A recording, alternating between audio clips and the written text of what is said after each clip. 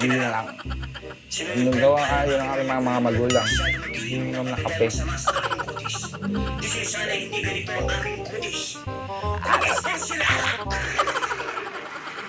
Saan ho kayo nagkakilala? Baka po magtunog po sa akin. Dati po kasi may may tindahan ako ng fishball. Diyan sa loob ng subdivision. Nakitungi po sa inyo. Opo, nakatusok ng fishball. Nakilala ko siya. Eh di rito lang po pala sa may gate. Malapit Nung sa amin. nakitusok ng fishball, hindi na po kayo tinigilan. Oo, di na ako tinigilan. Hindi, mamaya na yung tusukan ng fishball. Pwedeng pakwento po sa amin paano nagsimula. Love story.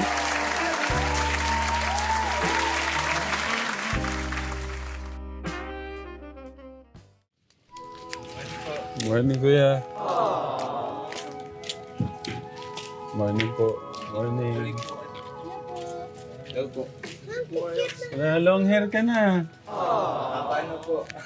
Ito po, inaayos ko po yun. Baka makagat tayo. Doggy, doggy. Di po.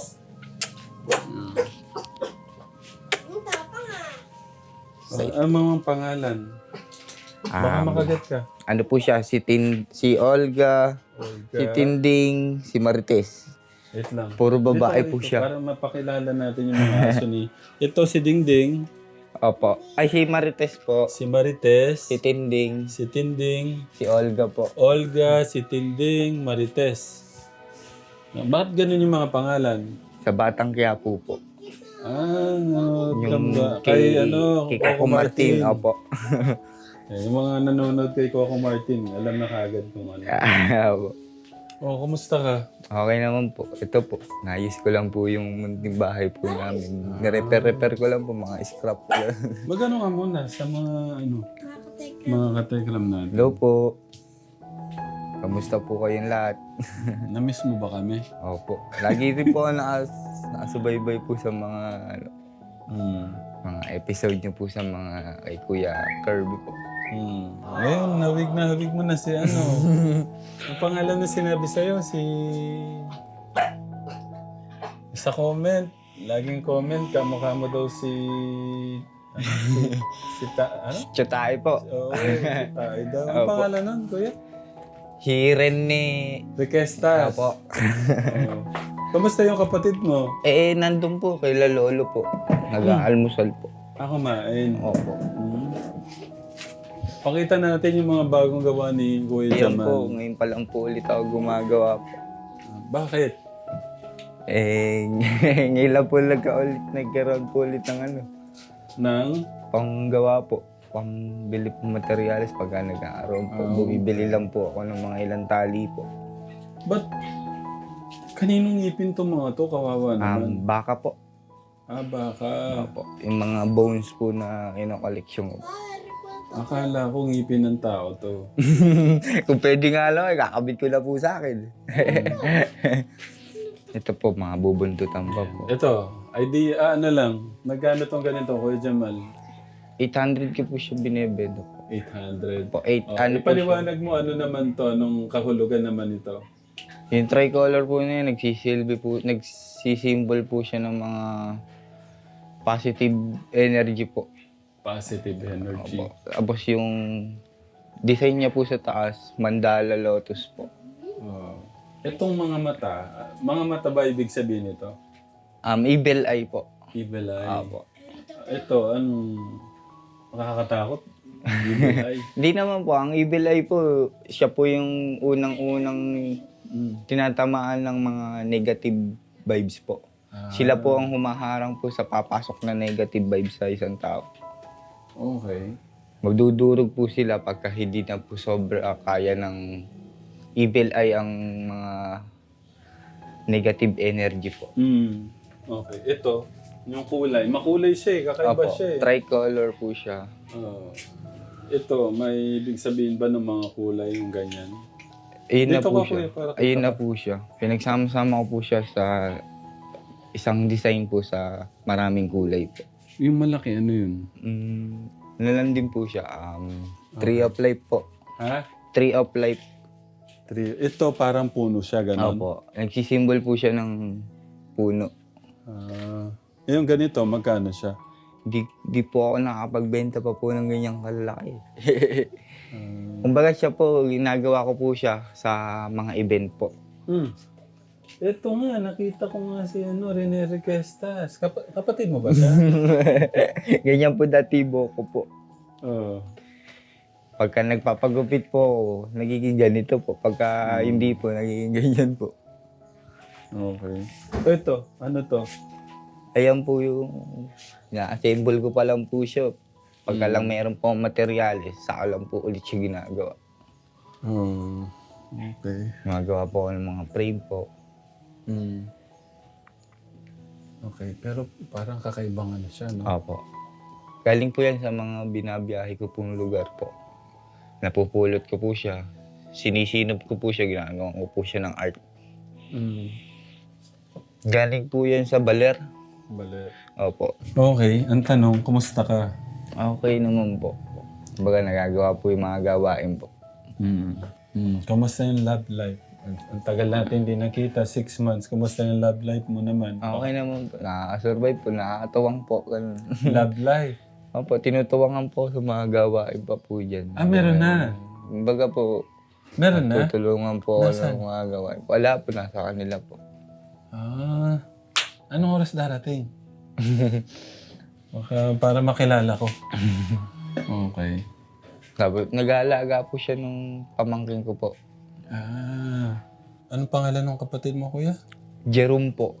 Okay. Si Jerome kumakain. Opo. Kumain si Jerome, ikaw hindi. Mamaya ka po, magsasaing pa po ako ng mga pagkain po ng bata po.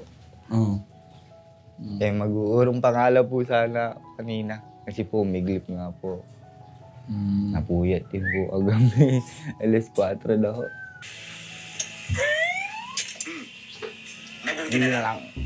Anong gawa ka yun ang aking mga magulang. Hindi naman na kape. Kasi sana hindi ganito ang aking kutis. Sila!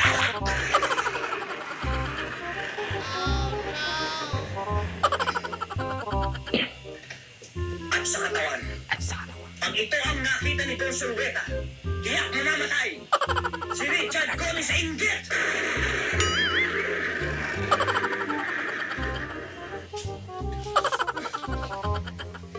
At kapag nakapagpahil, anong sinabi ni Gabi Concepcion? Kaya please lang, huwag kang masyado magdidikit sa babae at baka mabing ka. Dahil sa totoo lang, ikaw ang pinakamagandang Lalaki, sa balat ng lupa. Hayop ka talaga! Ang ganda mong lalaki! Sorry po. Salamat sa mga kasinungalingan. Hindi mo naman alam ko eh. Kayo naman, hindi na kayo mabiro eh. Sige na, patawarin niyo lang. Okay, palakpakan naman si Kuya Jamal. Ano pong masasabi niya, Katekram? Si ate, pangalan ni ate, ngayon pa lang natin siya nakilala. Ruth po. Si Ate Ruth. Nice to meet you po. Opo. Kamusta po kayo? Okay naman po. Lagay, Ito alaga ng pamangkin. pamangkin. Lagay natin kay Ate Ruth to. Para, yan. Si Ate Ruth, ilang taon na po kayo? 37 po. 37. Tapos si Kuya Jamal, 26 po. 20. Kaka 26 ko lang po nung September po. 36. Opo, madanda po ako sa akin. 10 years po.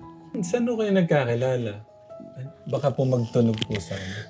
Dati po kasi may may tindahan ako ng fishball. Diyan sa loob ng subdivision. Nakitungi po sa inyo. Opo, nakatusok ng fishball. Nakilala ko siya. Di rito lang po pala sa may gate. Malapit Nung sa amin. nakitusok ng fishball, hindi na po kayo tinigilan. Oo, di na ako tinigilan. Hindi, mamaya na yung tusokan ng fishball. Pwedeng pakwento po sa amin paano nagsimula. Love story. Tinala ko siya doon sa pamangkin ko. Sabi ko, "Tiga, saan ba ako yun?"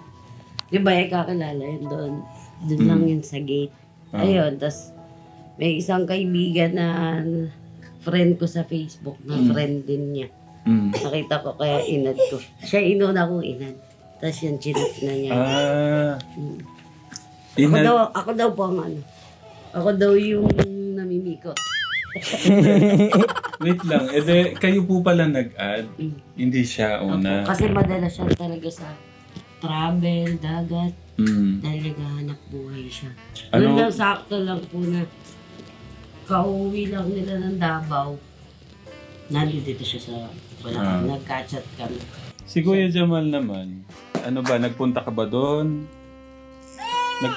Nagpunta ka ba doon dahil Napadaan po. napadaan lang? Kasi po dyan lang po yung Nakabike skate park po. Mabait siya dun sa munisipyo. Hindi mo sinadya siyang pinuntahan? Hindi po. Hindi po. Napadaan ka lang talaga? Hindi ko rin po sinadyang makakain ng Nagtambay fishbowl siya po dun eh. Kasi po nilibre lang din po ako nung kasama ko po.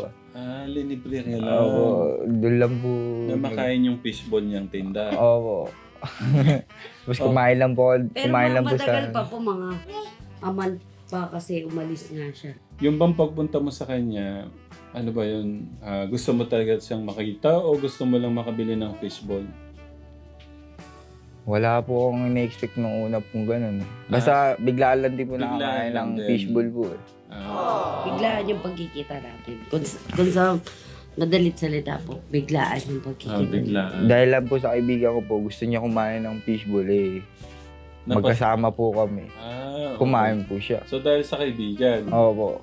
nung unang mong pagkikita sa kanya, anong naramdaman mo naman sa kanya? Wala naman po kasi kilala ko na rin naman po kasi siya. Kasi player po ako nung tatay po niya ng basketball po nung araw. Player ng tatay niya ng basketball. Opo, Coach opo. siya, Yung yung papa niya. Opo.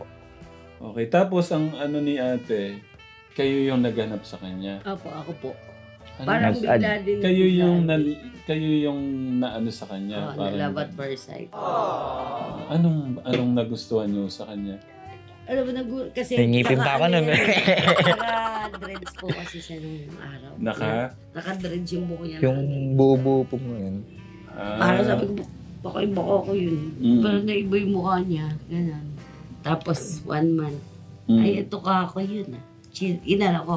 Inad ko siya. Tapos, ikaw bala ka ako yun. Awong kasi siya kung tawagin ng tatay ko. Tapos yun, kachat na po kami. Gano'n kabilis yung pag-chat? Matagal-tagal din po. Kasi po, 1 month bago nagpipisonit kayo- lang po ako. Hindi, isang buwan bago po kayo nagka-chat. Opo, tapos... Kasi kayo pa po yung nag-chat. Ano ba sa loob nyo? Magaan yung loob nyo sa kanya, kaya Opo. kayo yung... Maano po ang love story namin ni Jamal. Mm, Kasi, kumbaga sa ano, Kumusta ba yung pwedeng paano yung love story po nyo ni Sweetheart? Ano pong tawagan nyo? ano po, Be? BE lang po. Be ilan po as in Be? Okay, Be. Ano pong love story po nyo ni Be? Ayun, nagkikita kami dyan sa, sabi ko sa kanya, punta ka dyan sa may harap ng munisipyo. Kita tayo, tapos ayun, punta siya. Ay, ikaw pala. Ilang taon po kayo nun? Mga 5 years na kami magkarelasyon ni Jamal. Bali, 2018 po. 2018. Ilang taon na ho kayo nun? 30 plus, 32. 32 ikaw. Nasa 20s pa lang. 22 rin. Opo. Kasi 10 Opo. years gap namin. Ayun si Jen. Anong nyo na? Ay, kuya!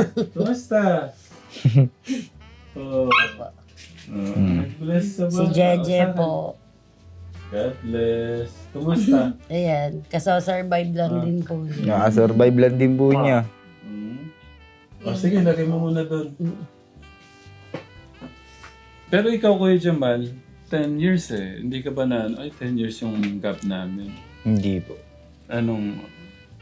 Ang ko lang po sa sarili ko po, basta marunong sa lahat ng bagay po, pwede po ako. Walang edad o matanda o bata, ganun. Basta marunong sa mga gawain bahay po. Ganun. Kaya okay lang din naman po. So, una siyang nag-PM, ano yung pakaramdam?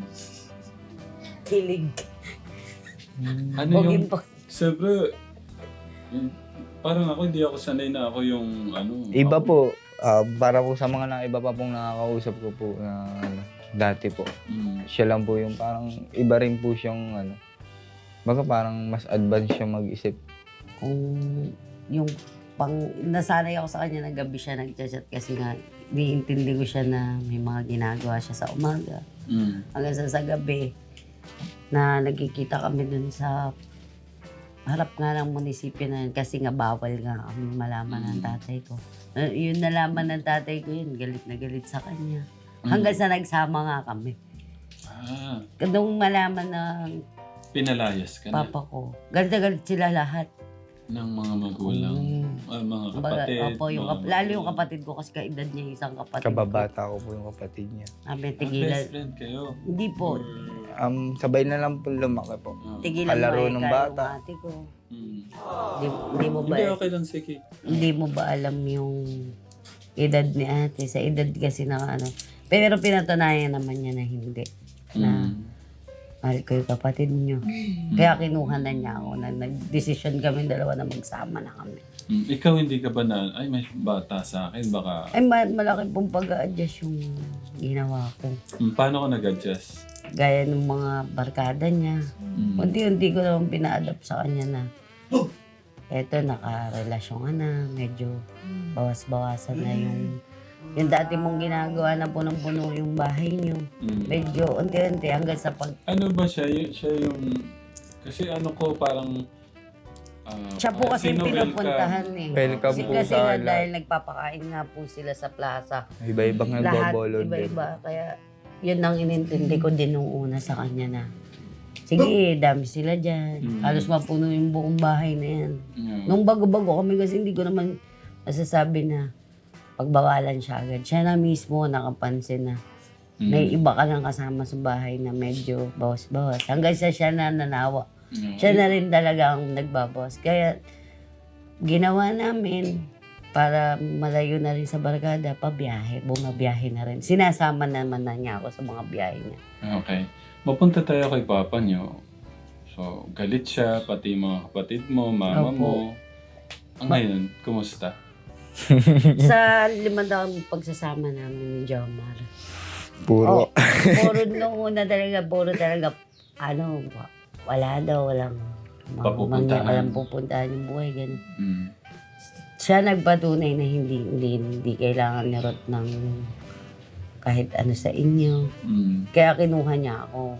Kumbaga sa pinanindigan niya na po ako kahit hindi Hindi, kami. kumusta yung relasyon mo kay papa at mama mo ngayon? Okay naman po siya. Masya pa nga hinahanap ngayon. Kaya alam po ngayon, Sir Tekram, patay na po kasi yung tatay ko na yun. Last year lang po. Kaya kami nababa rin dito sa Bulacan. Sorry. Opo. Ngayon mag-1 year na siya sa 27. Ano po?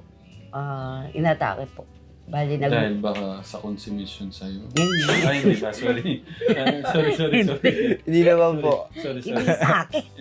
Sa mga... Sige, dati na po niya sakit yun. Sorry. Hindi ka pa lang. Ay, yung mga...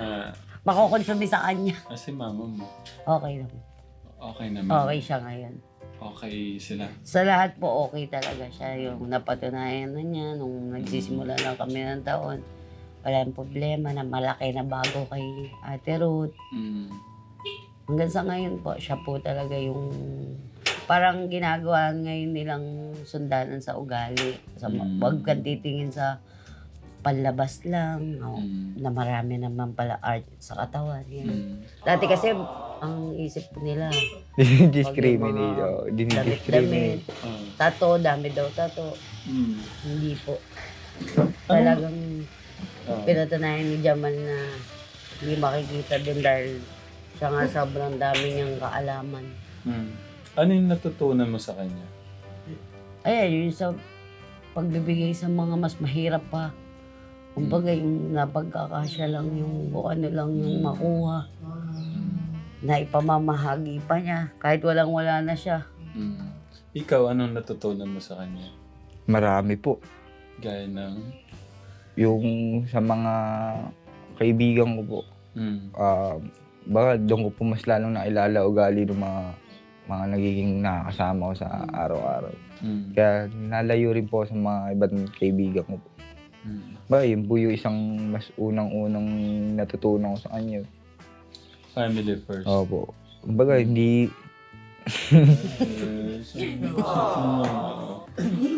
Family first, tapos... Kumbaga, nalaman ko po sa kanya kung sino yung tunay kong kaibigan, sino yung hindi. Yung sa buhay natin, ano yung mga natutunan natin na pwede nating ma-share sa mga nakakapanood? Sa akin po, masasabi ko lang sa lahat ng tao na maging masaya. Makontento kung ano lang ang meron. Makontento lang kung anong meron, kung anong darating at samahan din ng sipag talaga. Tapos wag masyadong mapangmata ng mga tao na komot ganun lang ang pananamit o kahit anong Na estado ng buhay. estado ng buhay. Wag nilang tinutuldukan yung mga tao. Tapos kung may mga sobra, tumulong. Gumawa na lang, wag nang Magsalita. magsalita. Gawa na lang. Kung ano yung makakaya mo, gawin mo. Huwag mo na lang sabihin na, oy, ginawa ko to. Ganun. Gawin mo na lang kung ano kaya. Kasi gusto na nating Diyos, ano yung ginawa mo, huwag mo nang Sabihin na iba, Huwag mo kailangan na balikan ipamostra pa pa sa yung ibang tao. ginagawa mo kabutihan. Gawa Huwag na kang lang. kumuha ng dispatcho ba yun? Importante, Opo. si God po yung Yun talaga ang Unang makakita ng mga ginagawa mo. Kay Kuya Jamal. Gusto ko lang po, lahat ng tao matutong mag-share. Saka matuto sa mga bagay-bagay na pwede nating painabangan para hindi nakakaalat sa kalsada. Tama. Baga, recycle lang po. Iwas kalat. Okay. Thank you dun sa laman po ng mga puso niyo.